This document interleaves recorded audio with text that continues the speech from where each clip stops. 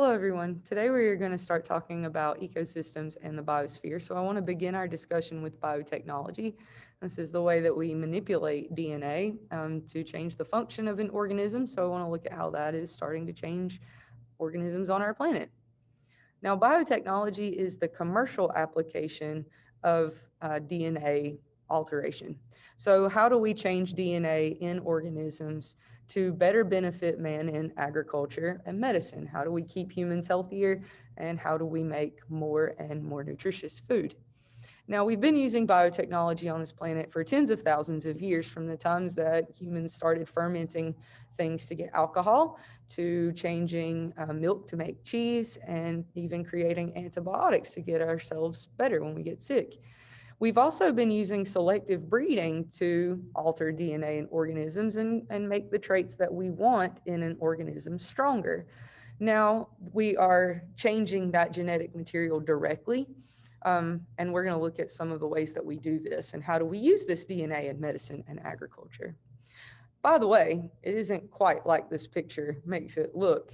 We don't just inject a tomato with a new gene and it express that gene. But this is just kind of a fun little picture to get you thinking about what biotechnology is. So these are some of the types of biotechnology that we're going to talk about. Gel electrophoresis goes into our ability to create a DNA fingerprint and use that to identify individuals or compare relationships between individuals and species. Tissue culturing is our ability to grow tissue outside of the body. Recombinant DNA is where we switch DNA between two different species, closely or not so closely related. Gene therapy is where we're going to try to fix a bad gene in individuals. Bacterial transformation is where we are going to change a bacteria from its normal function to create something that humans need, like a protein. Stem cells, how do we manipulate these unspecialized cells to become specialized tissues, and why would we want to do that? And then cloning. Cloning is our ability to create not just another organism that is identical to the first, but even so much as a piece of DNA or a piece of tissue out of the body. So we're going to start by talking about gel electrophoresis. This is our ability to take DNA from individuals and cut it into fragments and then separate those fragments based on their length. That's just the general overview of what we're doing. So we're going to use a certain type of enzyme. Remember, enzymes are special proteins that speed up reactions. Well, these enzymes are called restriction enzymes, and they act like little scissors. So they're going to scan the DNA, that long sequence of A's, T's, C's, and G's, and they're going to look for a certain code. And every time they see it, they're going to make a little cut. Well, remember that DNA is passed from parent to offspring, and you get slight little mutations. So even in regions that are common to everyone, you're going to have insertions, deletions, substitutions that are going to throw off where this code is. So you're going to wind up with some sequences that are going to be cut to be longer and some that are cut to be shorter. Now, this region length, due to these slight mutations as we pass down DNA, is going to lead to a certain fragment sequence that we're looking for. And it's going to lead to over 99% accuracy in identifying an individual. So I'm going to walk you through the steps of doing this. So we're going to use a machine that is going to perform the gel electrophoresis for us. And it has a gel that we have made. It's a square gel. Think about it as the size of this paper. It's kind of like Jell-O. It's porous, kind of slimy. So once the gel is poured, we're going to do these steps. Step one, we're going to isolate the DNA from everything we wanted to sample from. So in this case, we have 3 suspects we're going to take DNA from, and then we have DNA that was found at a crime scene. So we've isolated our DNA samples. Step two, we're going to use the same type of restriction enzyme in every sample, and it's going to cut that DNA based on a certain sequence that it's looking for. So it's looking for the same sequence in all of these DNA samples. And those cuts are going to be made, and each individual is going to have a different length to their fragments just because of the way DNA is passed. Step three, we're going to take those DNA samples after they've been cut, and we're going to place them in this gel. So we've got little holes in the gel in each spot, and we just load the DNA there using a little pipette. Now this gel is going to be hooked up to a machine. DNA has a negative charge, so we hook the negative end to the machine here, and the positive end down here, because opposites attract and like charges repel. So the negative DNA is going to run from this negative charge down toward the positive end of the gel. And as it does this, it's going to be separated by length. Think about people running a race. Generally, larger people are going to run the race slower than the smaller people. So these small little pieces of DNA can wiggle through these pores in the gel and make their way down the gel faster than the larger pieces that get left behind. So once this is all done, we can then put a probe to the DNA, some little liquid that we're going to wash over over our DNA samples, and we're going to transfer this to a film. Now, once this is transferred to the film, we can light it up in a little machine, take a picture of what that DNA bands look like, and then we can compare. So essentially, we are looking for something that is the same to this crime scene, because the individual that left this DNA at the crime scene is going to have the same DNA that they left. So it'll cut in the same ways. So we can look at this banding pattern and determine that suspect 2 was at the crime scene. We can't say they're guilty because we have no other evidence. We can just say they were there, so it might be a good person to start talking to.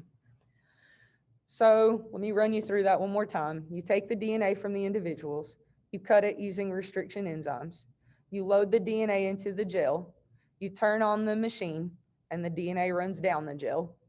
We put the probe on the DNA, we transfer the DNA to a film, and we put the film in a machine to take a picture. And that's essentially what we're doing with gel electrophoresis. Now, we can also compare DNA between parent and offspring to see if we have a switch in a hospital, or if we're trying to link a child back to its biological parents for whatever reason. Now, biotechnology is used in medical application all the time. We have something called tissue culturing, where you can grow human tissue outside of the body in a lab setting. And this eliminates the chances of rejecting that tissue if you need to implant it in the individual, because it was their DNA that you used to make the tissue, so it should be compatible with that person. So this is an example of growing a heart stem outside of the body. Recombinant DNA mixes genes between 2 different species.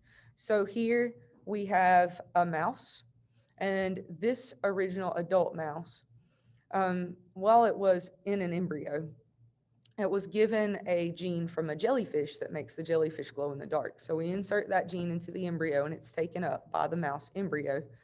And then once that embryo grows into a mouse, it can then express that protein encoded in that jellyfish gene that made it glow in the dark. So notice that the skin is green, the eye is green. You can see little green patches out from under the fur. So it's the skin that is producing the jellyfish protein. It's not the fur, and that's why the fur doesn't glow in the dark. This gene was heritable. We can see that it made little baby mice that also expressed this gene, and you can see it in any area of the body that's not covered in fur.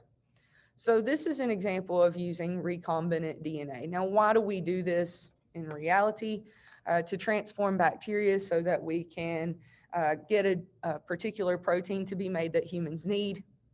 We might do this in order to insert a gene into a crop so that we have pesticide resistance or pest resistance in general. That way you can have your Roundup Ready corn, or you can create corn that naturally is going to produce its own pesticide and get rid of whatever pest you have afflicting the crop. Now, gene therapy, this is being used to treat things like sickle cell disease, leukemia, cystic fibrosis. This is where you're looking for the bad gene and trying to replace it with a new one. So this is only going to work, this is important, only going to work on those genetic disorders that are caused by a single gene. Because if it's caused by multiple genes, then we just go in and trying to cut out all of those bad genes is about impossible. But hopefully you can do this with one gene. And so far we have cured people from leukemia, actually started to see improvements in a certain form of blindness that affects the eyes, all kinds of things being done with gene therapy. So for leukemia, for example, this is a disease that affects blood cells. The bone marrow is taken out of the femur. The stem cells that make the blood cells are going to have the bad gene cut out that caused the leukemia and have a normal functioning gene inserted. Once those cells that have taken the gene have been selected outside of the body, then the person that's affected will go through chemotherapy to kill any other remaining faulty cells in the bone marrow before those good healthy cells are put back into their body. So the idea is you killed off all the bad cells, you've inserted the good cells that were actually originally the person's anyway. So again, you have no chance of that person having any sort of side effects as far as rejecting those cells. So this is how gene therapy works. Again, it's got the greatest potential to treat diseases that are only caused by one defective gene. And you want to hit this early. So the smaller the embryo is, the better, because that's fewer cells that have to be corrected. So it does have risks and challenges. These are a few of the challenges. You have to get the gene into the correct tissue. Now, often this is done with a virus. We take the viral genes out and insert the genes that we want to go into that cell. So a virus, when it attacks a cell, is going to insert the DNA that it's carrying into the cell. And normally those are virus genes that make our cells sick because they tell our cells to stop functioning and just build virus. But if we take all that out and we put in good human healthy DNA, then hopefully we'll be able to get that good gene into the cells where it needs to go. So we call that a vector. And oftentimes we use viruses like hepatitis, for example. Sounds dangerous, but it's working out pretty good. Now, the gene must also paste itself into the tissue cells, and that's kind of tricky because you're just mostly hoping that the body will do this on its own. And then it has to turn on and start actually making the protein. So it's got to be in a position where it's going to be red instead of just sitting there off, because if it's not making the healthy protein, then you're not going to get any better. So we use biotechnology to create drugs like insulin. And to create this bioengineered bacteria, again, you're going to use your restriction enzymes. Remember, these are enzymes that act like scissors. So one of our common restriction enzymes is called ECHO-R1. And ECHO-R1 looks for this sequence, GAATTC. So as it moves down this line, it's going to find GAATTC. And when it sees it, it's going to make a cut between the G and the A. So a cut here. And then again, it's going to look for that on this side as well. And here we see GAATC here. So we have another cut here. Now that's going to cut right through here. And when this opens up, we're going to have this side and this side where the cut was made. I want you to notice that you have these little single strands of DNA hanging off the end, and they match. So anything cut with this ECHO-R1 restriction enzyme is going to have these little ends to it. Doesn't matter what the other sequence to it was, it's still going to have these little sticky ends. So if we cut the human gene with ECHO-R1 and we cut the bacterial plasmid with ECHO-R1, both of them are going to have this little sticky end here. So the human gene can just kind of paste itself right here in between those. And here we see that happening in the picture. So we cut out the sequence of interest, we cut open the bacterial plasmid with our restriction enzymes, and our DNA of interest can glue itself in here. Now, this does take some manipulation. It's not just that easy. You do have to put it through heat and cooling cycles to make it take. But remember that organisms that have genes from two different species are called hybrid organisms, transgenic organisms. Those are two different terms for that. So bacterial transformation is using recombinant DNA. We have DNA from two species, in this case, a human and the bacteria. And here was our gene for insulin. So once we have inserted the gene into the bacterial plasmid, then we get the bacteria to take the plasmid, and then we can grow this bacteria in culture. That means we're giving it all the nutrients that it needs to multiply.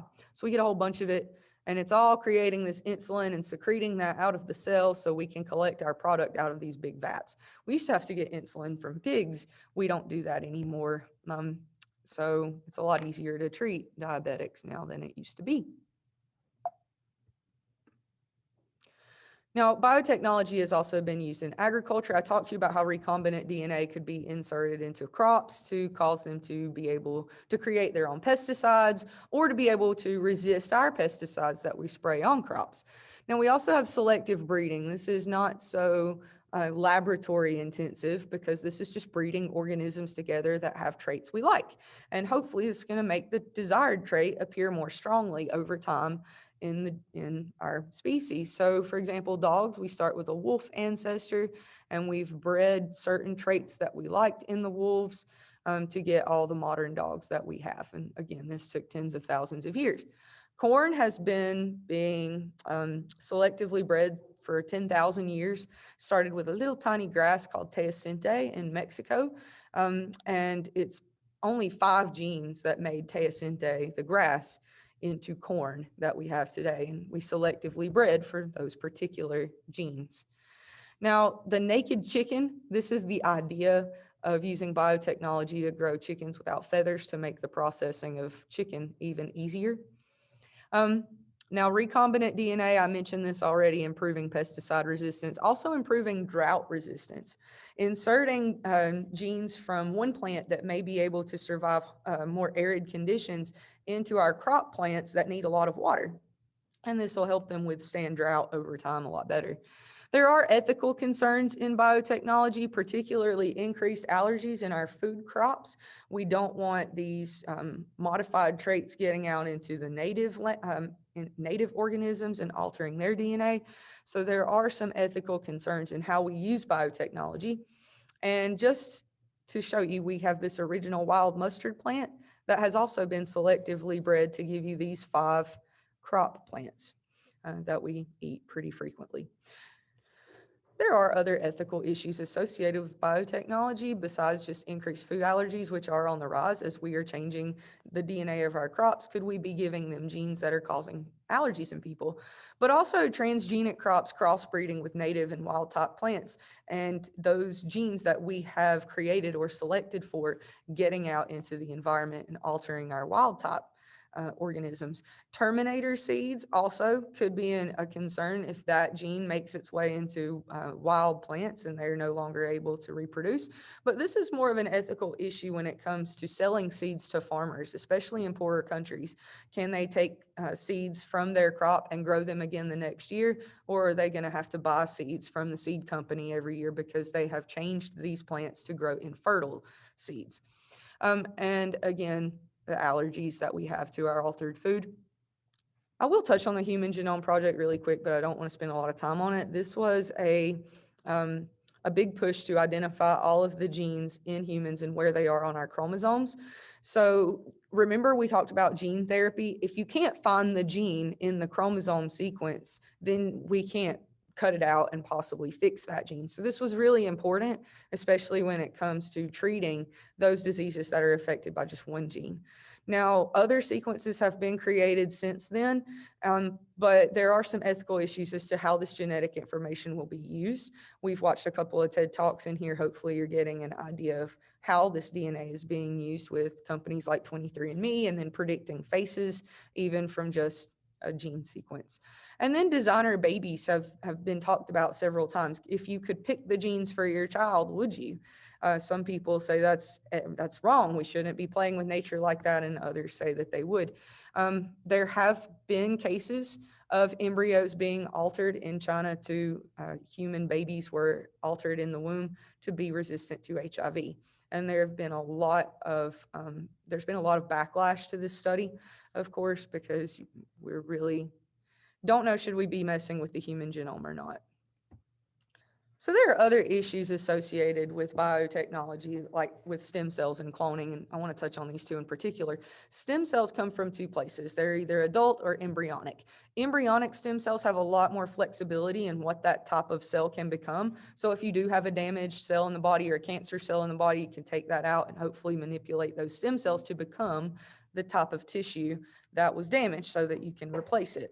However, embryonic stem cells have their drawbacks. It does require destroying an embryo to get the cells, so you're destroying a baby. So they've been banned in the United States. We don't work with them here. But adult stem cells, we do. Embryonic stem cells have also been shown to cause cancer if they're injected into an organism. So they have their drawbacks. They're still in their early stages of trying to figure out how these work. Adult stem cells, we have been able to treat certain diseases with, again, like leukemia, altering those stem cells that create blood for the body and making them healthy cells again. Now, there's not really any ethics associated with working with adult stem cells. It's the embryonic ones that we have trouble with. You can also get stem cells from the umbilical cord, and we've had a lot of success with these. Again, not really any ethical issues in using this. Using stem cells from a person's own body reduces the chance of rejecting that organ. In fact, it practically eliminates it because they were your cells in the first place. Cloning is not just the creation of genetically identical offspring, but also you could clone part of a body or even a DNA molecule. So we use a process called PCR to clone DNA and get enough DNA to be able to test it. You might need PCR if you don't have enough DNA left at a crime scene. You might need PCR to test for a virus like COVID that leaves very small amounts of DNA and you don't have enough to run the test outright.